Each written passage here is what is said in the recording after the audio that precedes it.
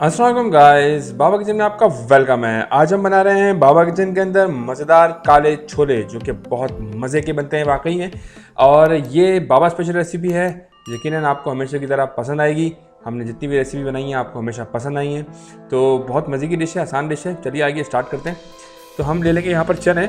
हमने ये तकरीबन 2 कप के करीब चने भिगो दिए थे 6 से 8 घंटे के लिए। और अब हम इसको बेसिकली यहाँ पर हम बॉईल करेंगे। आधे घंटे के लिए हम इसको बॉईल करेंगे। 45 मिनट से आधा घंटा लगेगा इसके अंदर। बॉईल हो जाएंगे तो फिर हम इसको देखेंगे कि ये गल गए, अच्छे से निकल गए। जब ये गल जाएँ अच्छे से तो हम इसके अंदर नमक शामिल करेंगे यहाँ पर थोड़ा सा, और अच्छे से हिलाकर फिर हम इसका पानी सारा फेंक देंगे।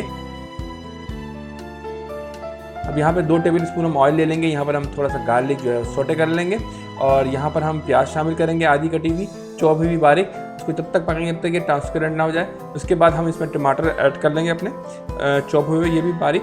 और ये है पिसी मिर्च लाल, हल्दी, और ये लाल मिर्च, और ये हमारी कुटी मिर्च, और ये ज़ीरा। और यहाँ पर हम नमक शामिल करेंगे 1 टीस्पून, और उसको अच्छे से थोड़ा सा फ्राई करेंगे।